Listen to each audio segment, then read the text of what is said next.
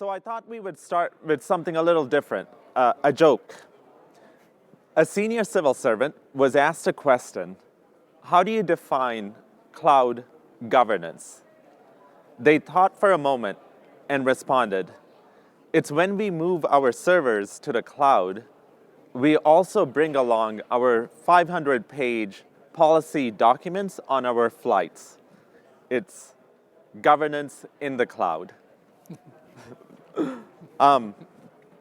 So we do have a lot to share with you today. We're going to be spotlighting a major public sector organization, Japan's digital agency.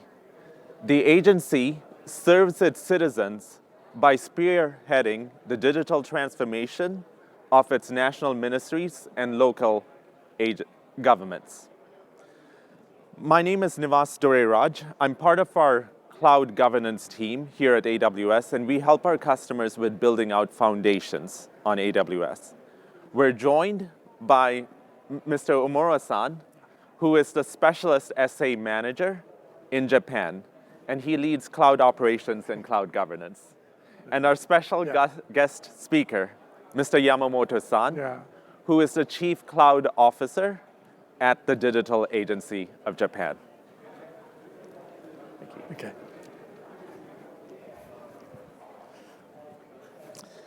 Here's our agenda. We're going to first talk about what does it mean to balance agility and compliance, and why is it important for organizations. Then, the core part of this presentation, the governance story of the Digital Agency of Japan. And lastly, we'll round it off with a few key governance launch updates. Let's talk about customer needs in highly regulated industries. Here are a few key needs that customers in this space have. And usually, the customers are customers in healthcare, public sector, and financial services. But it's really any customer that's dealing with sensitive data sets, as well as workloads with strict security and compliance requirements. So if you look at innovation, here we're discussing teams that are expanding on the cloud, they're building new products, and they need to take advantage of some of our latest tooling, some of the latest AI services. They want to bring the products to market as quickly as possible. With generative AI and agentic AI, it's really time for organizations to rethink existing processes and see how we can build some automation with AI. But if application teams are doing this, then the central operations teams will also have to think about how to expand the cloud environment and how to do it efficiently at scale. Organizational agility. This simply refers to the ability of an organization to adapt to change as well as deliver outcomes without unnecessary friction, essentially reducing roadblocks for the organization. And of course, our security and compliance teams are looking to make sure that the organization adheres to the security, compliance, regulation, policies, and standards and frameworks. So we can actually place these needs into two separate areas, agility and compliance. Your development teams are looking for the independence to make technical decisions on their own. They also want the freedom to experiment and build products.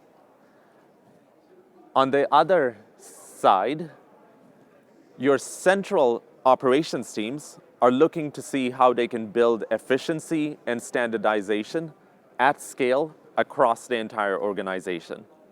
And then, of course, your security teams are looking to implement controls to make sure that the organization is following regulatory and compliance requirements. So there's a tension here. it almost seems like this is moving in opposing directions. And so the key insight here is that this isn't an either-or proposition. It's actually a balanced approach. We need both agility and compliance within an organization. You will see that guardrails replace the roadblocks.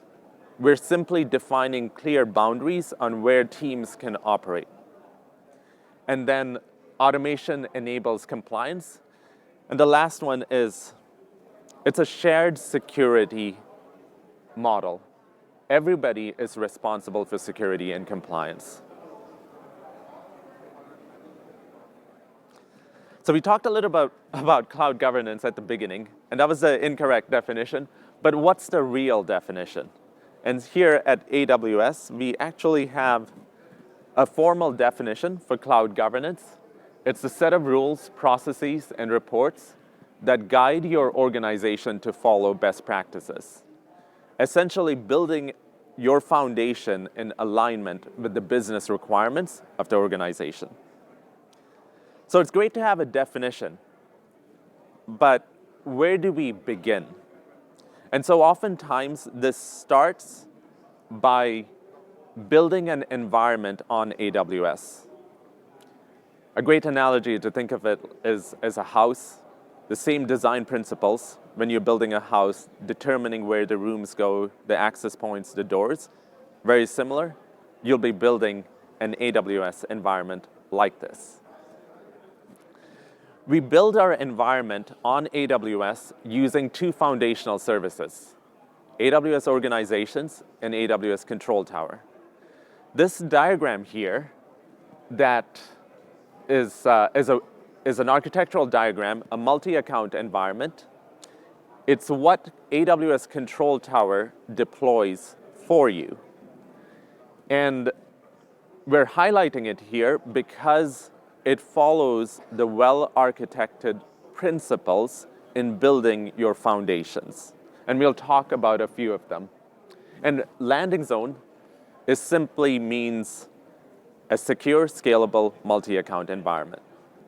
And if you look at this diagram here, notice the multiple accounts. This is actually a very key principle on how we design our services. We use multiple accounts because it helps us operate efficiently, it helps us manage our teams, and at the same time, it reduces risk, security risks, reducing the security blast radius. And then if you look at this diagram, notice that it sets up identity center. One of the very first steps that a lot of our customers take is that they set up identity access to the multiple accounts. And in this case, identity center is integrated or can be integrated with Okta, Ping, any kind of identity federation provider. The next is the log archive account. This is based on the principle that we want to track activity that's taking place across your environment. And so in this case, Control Tower is centralizing CloudTrail logs across its environment, and it's also including AWS Config logs. So we're tracking the API activity as well as resource configuration changes that are important for compliance as well as operational investigations. Next is the audit account. You can also think of it as the security account. Here lies all of our security administrative tools, and in Control Tower's case, it sets up the AWS Config aggregator. We'll hear a little bit more about config in a future slide, but the takeaway here is that you can receive security notifications on non-compliant resources across your environment. Now, provisioning accounts. I guess I want to be clear that when we create accounts, it's quite simple to create an account. But when you provision an account, there's actually a lot more steps that take place in provisioning an account. We're actually customizing the account so that it can be used by other teams. Typically what happens is customers will set up the proper networking resources, identity, security, lots of administrative tools, And in some cases, they may also set up, depending on who is using those accounts, domain-specific tools. Could be SageMaker or could be database tools and so on. So that's what it means to provision accounts. We provide some customizations frameworks to do this, but it's important to understand that sometimes provisioning accounts can get complicated and can take some time. It's different from account creation. Lastly, it's the QR code at the edge. It guides you on how to create some OUs within your environment. You don't have to create every single OU, but the principle to take away here is that create OUs based on common policy groupings. So this summarizes our environment best practices. Use accounts as building blocks, the multi-account environment. Automate the account provisioning and customization. Track activity across your environment. And implement a strong identity federation. Okay, so landing zone governance. We talked about the landing zone. We talked about centralizing identity access and logging, automating account provisioning, but there's something that's missing, something very important, and important for security and compliance. It's establishing controls. So there are three types of governance controls. Preventive, and here we're simply making sure that users and roles are restricted from performing actions on resources. And this applies across the CLI and console. And then with proactive controls, we're scanning the resources before they're provisioned, and this can take place with infrastructure as code and sometimes developer pipelines. The benefit of proactive controls is that this leads to development efficiency along the same lines of shifting left principles, but we're catching the errors before it gets provisioned or deployed. And then the last advantage of proactive controls too is also about the cost efficiency. We're preventing the resources from being deployed, so that results in lower costs. And then the last one is detective controls. These are simply non-blocking rules, but will evaluate certain resources and tell you what's compliant or non-compliant. So AWS organizations has 3 preventive controls. 2 of them launched last year, resource control policies and declarative policies. With service control policies, we are preventing or restricting identities based on API actions. And I'm sure everyone's quite familiar with them. They've been around for several years, but you can apply them to all of our AWS resources, containers, EC2, SageMaker, and so on. Now, RCPs, resource control policies, define the maximum available permissions on a resource. So we typically see this being used for data perimeter use cases. And it's very helpful when we are able to apply what permissions can be enabled on a service at scale across a multi-account organization. And so the services that it supports today are S3, KMS, and Secrets Manager. But very powerful when you don't have to think about what permissions should be allotted to each and every resource in your organization. And then declarative policies are also very powerful. Here, they enforce a desired configuration for a resource. And those resources include VPC, EC2, and EBS. But again, the power here is that this is applied at scale.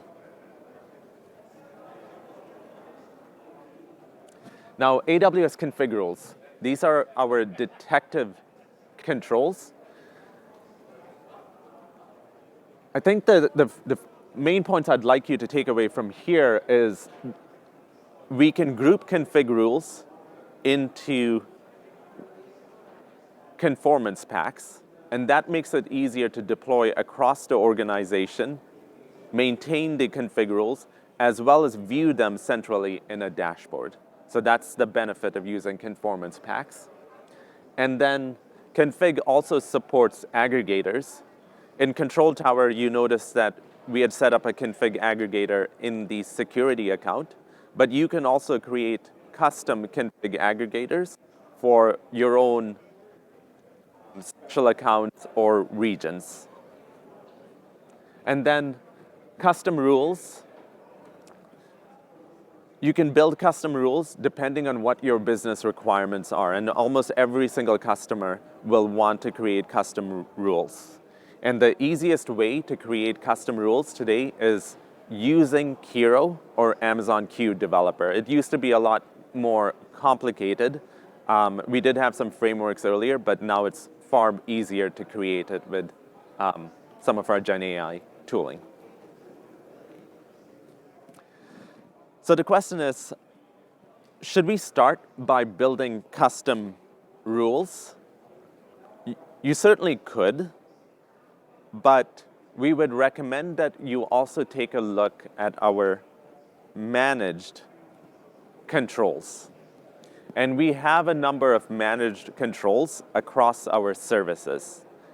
AWS Control Tower has over 1,000 control types, as well as 17 frameworks.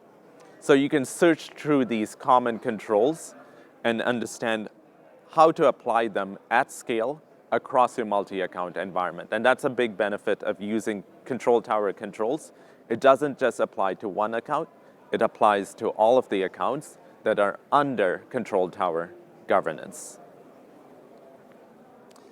And then we also have Security Hub CSPM, and this checks to confirm if an AWS environment is following security best practices.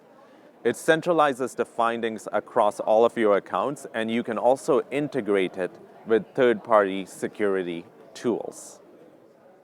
So here we have two separate AWS services with managed controls. The question that often our customers ask is, how do we know which service is applying which control, and why are these controls being used? And so that's why we have the controls catalog, which is also part of AWS Control Tower today. But it lets you search, list out your controls across your environment, understand the control objectives. For example, whether we're using it for a control for data encryption, lets you search which kinds of controls are applied to different services and so on, like that. So you don't even have to enable AWS Control Tower to search through the catalog. You can simply visit the catalog and list out the managed controls there. So here are the controls best practices.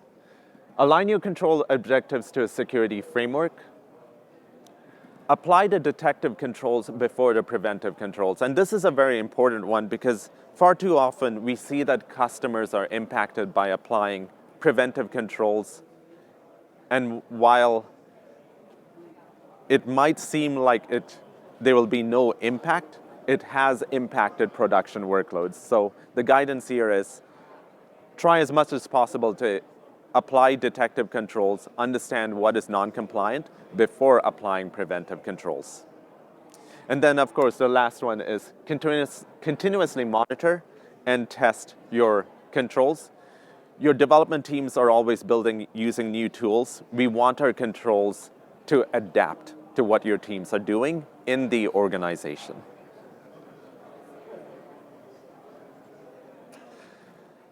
So the question is, I talked a lot about AWS Cloud Governance principles, and we covered a little bit of information on services. But how does this look like in a real-world scenario? How do you implement governance defined by law? And where does a large organization even begin? The Digital Agency of Japan supports 1,700 plus local governments and has an environment of 6,000 plus accounts. Here's a short video introducing the agency. You can't see digital technology, but it's always there, right beside you. And there are things only digital can make possible.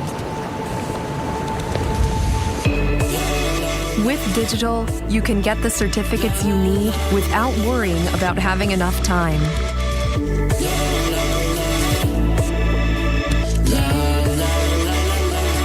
Payments are made simpler and easier by using your My Number card.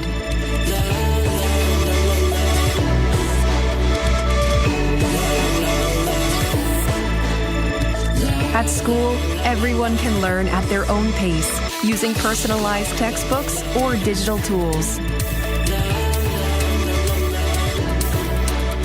Your identity can be verified securely at events.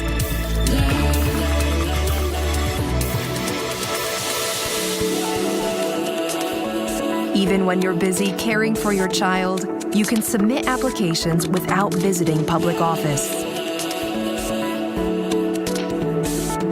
Even if a patient cannot speak, their medical history and prescriptions can be shared immediately.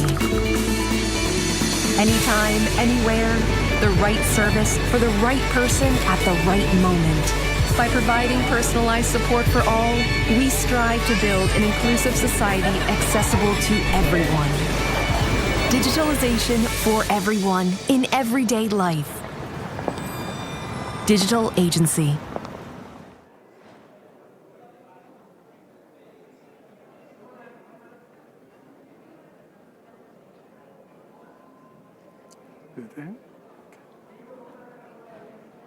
Okay.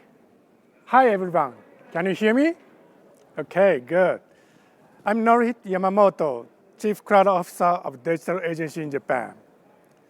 I'd like to talk about how we achieved both scalability and governance in our government cloud project in Japan. First of all, let me introduce Digital Agency itself. Digital Agency was founded in September 2021, just after the COVID-19 worldwide shock. During the COVID-19, we Japanese noticed that we could not trace who was vaccinated or not, where the vaccines are available or in short, because of the paper and manual operations. At that time, one of the ministers referred to it as a digital defeat. To solve this situation, Digital Agency was founded and has been driving the digital transformation of the government over the past 4 years. We achieved many things. For example, the My Number card. You saw the My Number card in the videos. The My Number card is a national ID card in Japan, and which are possessed by 100 million people, almost 80% of the population in Japan. Recently, some personal information like medical information or tax information, those information are integrated into the My Number card and My Number portal. So we can access to the digital application by using the My Number card. The government cloud is a baseline for those digital transformation or digital applications. And many systems are start using the government cloud as their common platform. For the common platform for the digital transformation. Not only the central government, ministries and agencies, but also the local governments. We have 1,700 local governments and quasi-public organizations. Now, we have more than 6,000 AWS accounts and 300 to 400 accounts are created in every month recently. It's scaling very fast. To create 300 AWS accounts in 1 month, the account provisioning must be automated. And we've developed such kind of automation. Not me exactly, the Sato-san and Koto-san and any other members develop it. And before the automation, the users who are in the queue of the account creation and have to wait for that completion for 5 working days. But after the automation, the users can start using cloud in the next day. And the reduction in our administrative tasks, those are very significant also. Before the automation, the creating accounts took 30 minutes, and some preparatory tasks related to several accounts took 1 hour or so. So the creating the 300 AWS accounts in 1 month, it used to take 260 person hours. But after the automation, we reduced it to zero. So that's the results of our scalability mechanism we developed. And before explaining our scalable mechanism, government officials must emphasize the governance is also very important. And for the local governments, the independence of the local governments, local autonomy is also very crucial. And the governance and the local autonomy and the scalability, those are kinds of contradiction, I think.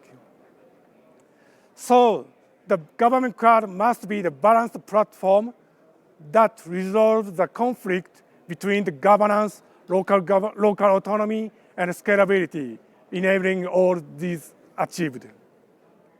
So again, the governance and the local autonomy and the scalability, those are government cloud objectives. I'll explain 3 objectives and how we achieved 3 objectives by balancing all of them. But before explaining 3 objectives, let me explain the system overview of the government cloud. The users can access to their own cloud environment directly. And the management functions and logs functions are set up aside the cloud environment, the user's cloud environment, by using the cloud services like Control Tower or Security Hub, as Nivas mentioned. And then the GCAS, Government Cloud Assistant Services, which is the web services we developed. That's so-called the vending machine, and also the visualizing dashboard or payment management systems. Those are developed outside the management functions of the government cloud by connecting loosely. So to achieve the agility and scalability, we have to avoid creating the bottlenecks like wrapping API or multi-cloud integrated management systems over the clouds. Instead, we enable users to leverage the cloud technology directly, so the users can use the government clouds just as they would the public cloud. Then the first objective, the governance. I'll explain 2 aspects of the governance. The one is institutional aspect, and the other is the technical aspect. The first one is institutional aspect. Data are encrypted and dealt under the direct contract between Japanese government and the CSPs. The direct contract is very important for claiming the sovereign immunity. The direct contract is under the Japanese law. And storing data domestically is very important for ensuring that laws effect directly. And storing the data domestically and dealt appropriately, to ensure those kind of things, the audit and the cloud certification called ISMAP in Japan, those are very important. To summarize, data are managed domestically, and it's under the direct contract based on the Japanese law. We can ensure those are operated appropriately according to the audit and certification. So that's how we achieved the institutional aspect of the governance. And the second, the technical aspects of the governance. Data are encrypted by the user's own encryption key. The encryption key is stored in HSM and hardware security module which is certified as the FIPS 140. And the encryption key is authorized to be managed by the key owner in the key management services. So to access the encryption key, key owner is strictly identified as my number and is strongly authenticated by MFA devices. So nobody can access to data directly bypassing encryption. And technically, the data is fully controlled by the key owner only. Therefore, the data are governed both institutionally through contract and law, and technically through encryption and strict key management. Those kind of governance approach doesn't impact the scaling because there are no bottlenecks for the user applications except encryption. The users just encrypt data. Then the second objective is local autonomy. So as I mentioned before, the local government emphasizes the local autonomy, independence, their independence. So only predefined automated process can access to environment.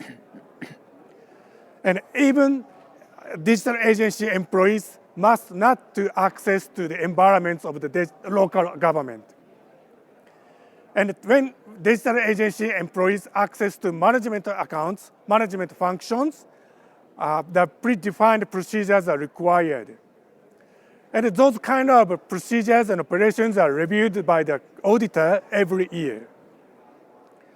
So the users, of course, data are encrypted, and even the digital agency employees cannot access to data directly bypassing encryption. So the user can control the data in the independent environment from CSP and digital agency. And those kind of local autonomy approach doesn't impact scaling also. And the third objective is the agility and scalability. As I mentioned before, the agility and scalability is almost realized by the cloud technology like Control Tower. But it's still necessary to map the real structure to AWS organizations because the real structure, the organizational structure, power structure, which is defined who is responsible for what, those differ one organization to another. So the AWS organization service is not enough to represent the real organizational structure. Rather than that, I think AWS organizations must be designed according to AWS best practices, like SCP policies, etc. So we need to develop the mapping functions between the real structure to AWS organizations, and we have to develop the management system of mapping information.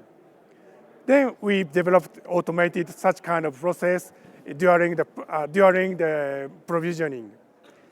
That caused the results of our scalability mechanism, as I mentioned before, the waiting time reduction, the task reduction. Sorry. And we developed these three objectives over 5 CSPs we contracted. So multiple cloud strategy is very important, I think. We defined some rules as our multiple cloud strategy. For example, the first one is one CSP for one system. Do not split a single cohesive system into the multiple clouds. Even if they would like to build the redundant system across the clouds.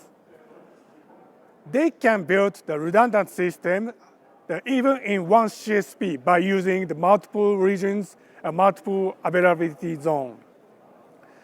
If they split the one systems into the multiple clouds, it leads to cost increase and the complex operations, I think. The second one is, it's similar to the first one, unnecessary for integrated management systems. I think one operational organization, one operational team should deal with one CSP, because when they want to deal with two clouds, they have to acquire skills double, and they have to pile up the knowledge double. So those leads to cost increase and complex operations. And the third thing is data portability. Data portability is also important, of course. And the data and the programs related to, especially related to the core application, those should be exported. And those, the data and the programs, portability is very important. For example, the container technology, rather than Lambda, function as a services, those would be preferred, especially for the core applications. And in the final deck, we are planning the additional services around the existing ones to assist the cloud usage, total cloud usage from the first registration to the operations. For example, we will release Git services. We call it GCAS Dev Stack in April 2026. And regarding AI, we've been prepared AI environments where the user can utilize AI services. And Japan has announced the government policy to actively utilize AI and will prepare for the government AI. So the AI services in government cloud will be the platform, will be the infrastructure for government AI. So we are continuously contributing to it. So those are how we achieved three objectives of the government cloud and how we achieved both scalability and governance in our government cloud projects.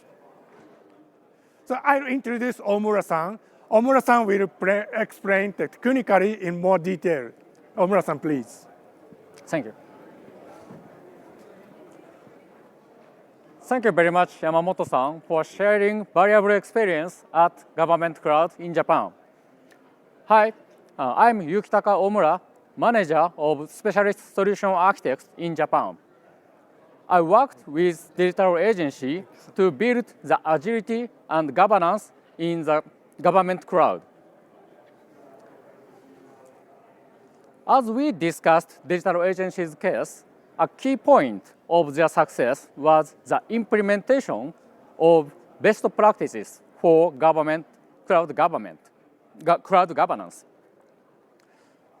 Nivas already shared several best practices with us, and I'll pick up 4 best practices, and I'll dive deep into these best practices, and let's learn the lesson from digital agency. First best practice is align control objectives to a security framework. How achieve this in digital agency? For governance, as Yamamoto-san explained, start with the law, and finally, it's implemented at the end. Digital agency aligns with principle-based approach. So, a high-level document like law and regulation defines the guideline, and each organization and systems needs to determine and define their own controls following that guidance. As you can see on top, in Japan, we have a law, the Basic Act on Cybersecurity. And for the regulation, National Cybersecurity Office defined a unified standards for information security measures for government agencies.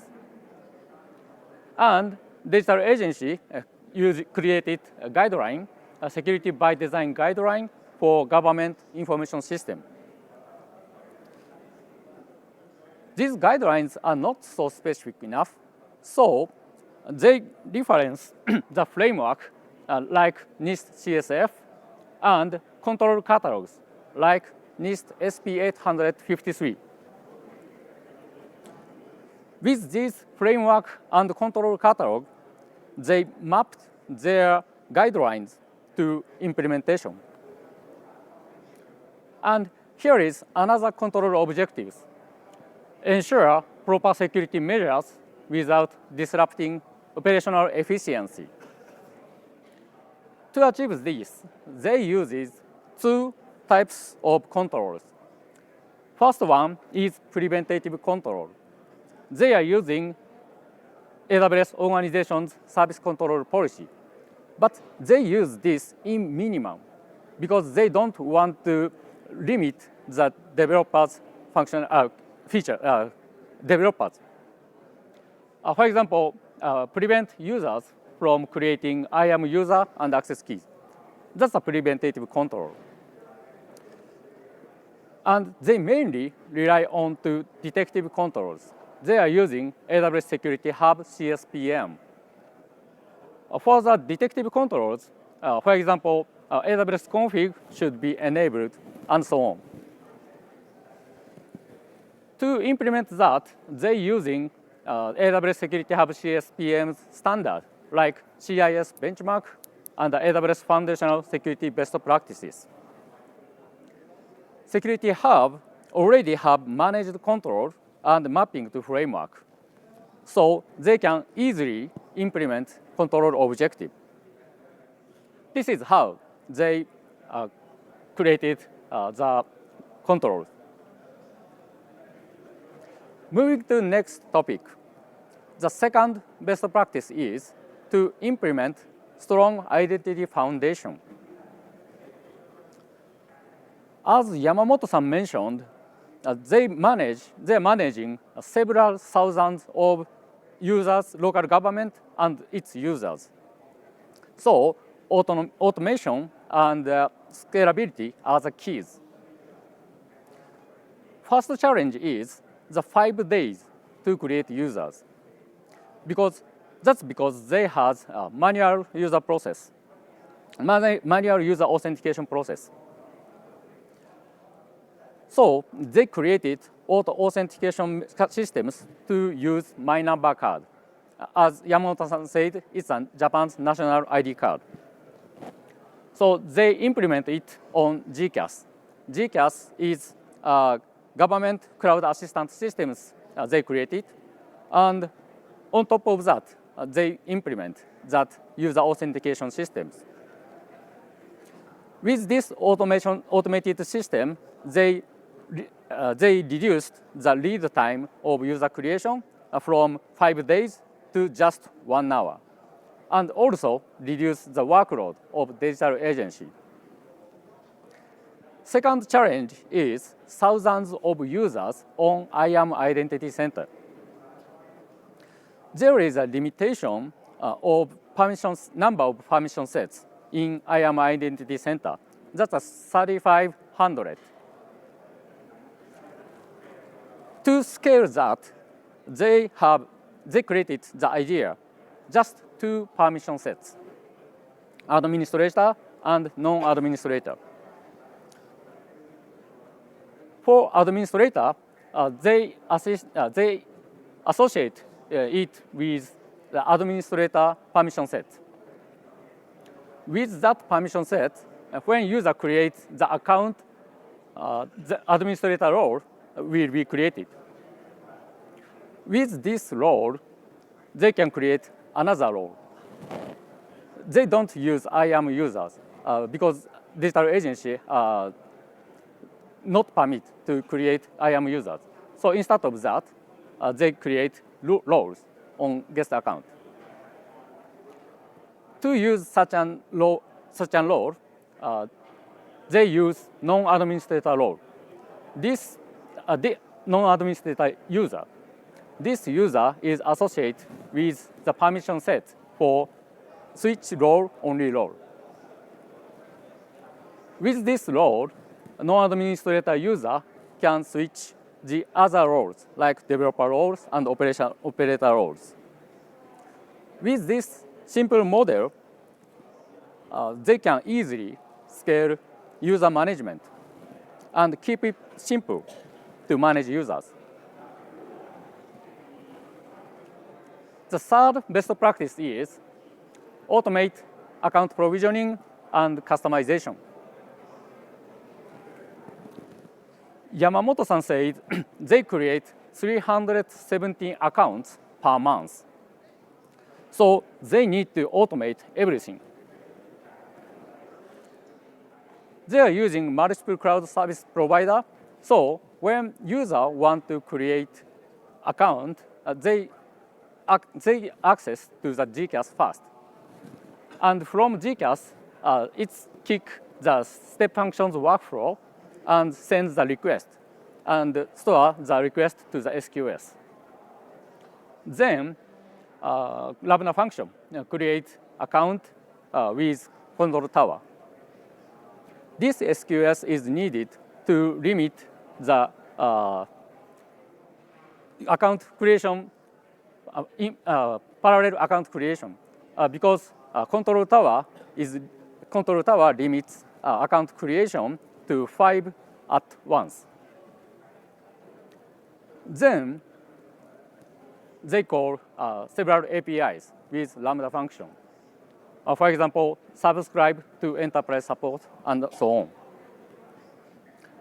As you may know, Control Tower have account factory customization with infrastructure as code, like CloudFormation. However, infrastructure as code is suitable for defining the status. So instead of that, to define the procedure, Lambda function is suitable. And especially, subscribe to enterprise support is not supported by CloudFormation. So in such case, the Lambda function is suitable. And also, they have another database on GCAS. This is because this is real world. So when user want to create account, digital agency needs to have some real world information like local government name or email address for billing. To store these data on GCAS, they don't need to have manual process like writing some information on note or so. Like this, digital agency created a fully automated mechanism, account creation. And yeah, this is the automated one-time account setup. For the resources defined by infrastructure as code and require changes in the future, digital agency uses pool type deployment model with service catalog. What is pool type deployment? They defined secure baseline. For example, check and remove default security group, and so on. This is defined by CDK. And they created service catalog products from that. And when local government administrator want to deploy it, they pull that product and deploy it on their account by themselves. Then they create their own systems. This pull type deployment compared to push style deployment. It's like a CloudFormation stack sets and so on. However, if digital agency uses CloudFormation stack sets, there are two problems. First one is digital agency is not permitted to access to the guest account because of the local autonomy. This is one problem. And second problem is if digital agency deploy these baseline by CloudFormation stack set, they need to coordinate with the local government administrators. For example, when the template will be deployed or what's the current status of that secure baseline. So this pool type deployment model enables them this secure baseline without any coordination by local government administrator. And when a digital agency want to update the secure baseline, it's very simple. Digital agency should just update the service catalog product. Then a local government administrator pull that new version of the product and deploy it by themselves. There is no coordination between digital agency and local government administrator. This is a pull style deployment model. Okay, last best practice is continuous monitoring and testing of controls. Don't set and forget. In the government cloud, local government administrator has responsibility to fix security issues. However, digital agencies administrator usually don't send security issues to local government administrator. So, how to notify? In the secure baseline, digital agency already defined the event bridge rules and AWS chatbot. With these services, detected security issues sent to the local government administrator directly, and they fix that security issues by themselves. These distributed notification systems enabled digital agency not to handle a massive number of alerts because they have thousands of accounts. Then also enable to align local autonomy. However, as an administrator, digital agency needs to understand the security posture of the government cloud. To do that, they get periodic report from Security Hub and check critical event only. Once they find critical event, they notify it to local government administrator. This is how they implement to manage security postures at scale. This concludes AWS Cloud Governance best practice that digital agency has addressed in detail. So I'll hand it back to Nivas to wrap up this presentation. Thank you. Thank you. So you heard from Mr. Yamamoto-san and Mr. Omura-san on how the digital agency achieved a real-world implementation of cloud governance and had real impact. And this is just a summary of the best practices, so feel free to take a picture. We covered it all in our sessions. And now, the launch updates. We had several, and we just decided to point out a few of the key ones, namely transfer accounts. A lot of organizations are moving accounts between different organizations for mergers and acquisitions or just different business needs. And in the past, we had to make an account standalone, add credit card information, and then move it to the second organization. Now, you can simply invite the account over to the target organization. So this makes it much more efficient. Second launch, AWS billing transfer. While we still recommend that organizations use a single organization, sometimes there are cases where companies and customers have to use multiple organizations due to regulatory compliance or actual business requirements. Example, partners that are supporting multiple customers. In this case, in the past, administrators had to log into each and every management account of the different organizations and review the costs, the cost analysis and invoicing. Now you can centralize that. Now you have centralized view of what's taking across multiple organizations.